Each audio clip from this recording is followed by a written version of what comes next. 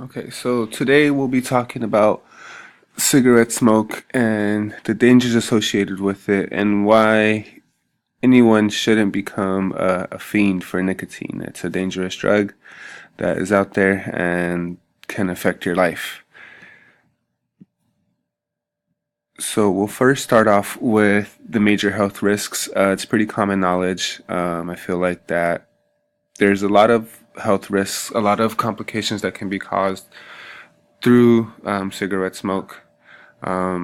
We do know that smoking can harm nearly every organ in your body. This is something pulled from the United States Department of Health and Human Services. It causes diseases, it can worsen your health. There are several cancers that can be caused by smoking. Like mentioned earlier, it could cause cancers to and cause damage to essentially every organ in the body. Some of these include your cervix, pancreas, kidneys, lungs, and many, many more organs. There are several diseases that also may be caused by smoking. So if you don't get cancer, you could get diseases from them. It's obvious that it can affect your breathing, so cardiovascular and respiratory diseases can arise from smoking, but things like leukemia, cataracts, pneumonia, and gum disease can also be a cause of smoking or an effect of smoking. There are several benefits through smoking cessation. So if you do smoke and you decide to quit, Ansbach, Hamrick, and Rosado put together a nice chart for us on how smoking will better you. So immediately you do feel positive effects throughout smoking. Within 20 minutes, your blood pressure will improve. 24 hours later, your chances of heart attacks and things like that will start decreasing. And hopefully in your future, within 10, 15 years of, will add at least 10 or 15 years of life expectancy through, the cessation of smoking. There are several impacts in the smoke-free environment, especially if you work in a large office. Smokers are more likely to be absent from work than other non-smokers. So this will not only improve your relationship with your coworkers because nobody likes having somebody that they can't rely on. Will improve also your occupational wellness. Social wellness can be improved by that as well. You can also help others who are smokers quit and better their lives, and which will improve their social and physical fitness. You can create a relationship with a coworker and help them throughout the process, and will also allow for more money to spend on other things. So when you are at work, your money will be spent on something that you enjoy. It won't be spent on a drug that can eat years away from your life. So we first have to figure out if you are ready to quit. There are 6 steps associated with a model of behavior change. These include pre-contemplation, contemplation, preparation, action, maintenance, and termination. With trying to figure out if you'd like to quit, you have to understand what stage you're at and to know to focus on that stage to help yourself. You also have to understand that it is a hard process to get through. Most people may lapse at certain points and may get stuck on a certain stage, but you have to continue to fight through it and better yourself through the quitting of smoking. There's motivation that can be provided to you through the pre-contemplation stage, where if you have to decide if you do have a problem or not.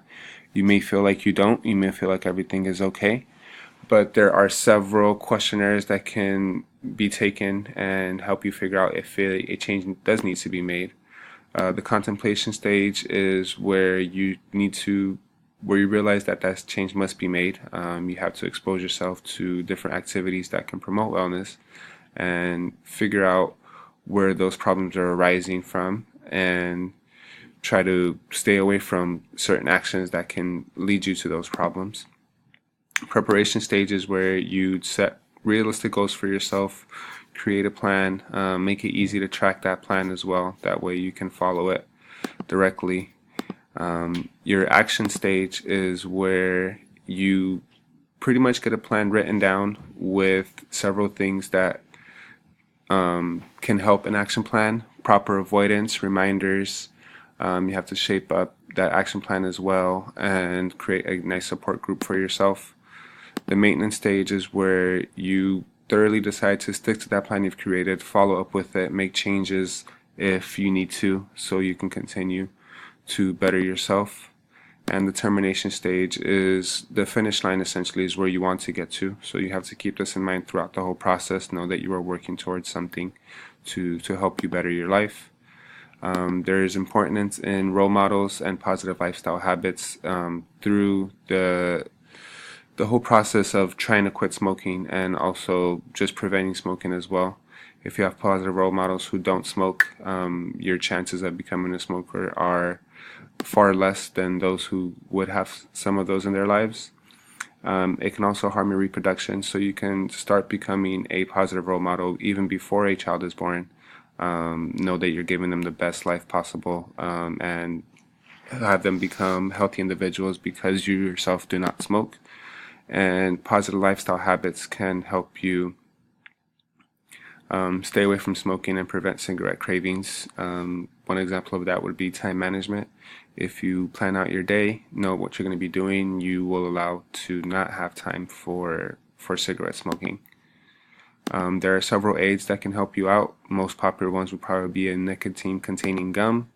Most of these require, throughout the process of smoking cessation, you need to kind of stop right away. They usually include 2 to 4 milligrams of nicotine per gum, and there is a roughly a 40% success rate through physician care, so it is tough to quit smoking. These also may cause mouth ulcers and nausea in some people. Another one would be transdermal patches. These are also designed to aid in smoking through the reducing of nicotine cravings. They usually come in 2 different forms, either a single dose version, which can contain around 15 milligrams of nicotine, or a step down version, which periodically reduces the amount of nicotine through each patch.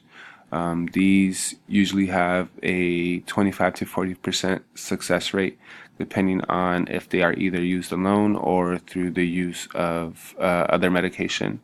So with this being said, you can see that there is chances that these patches, these aids, may not help. So the best thing you can do to prevent yourself to get through these medical complications is to just not pick up a cigarette in the first place.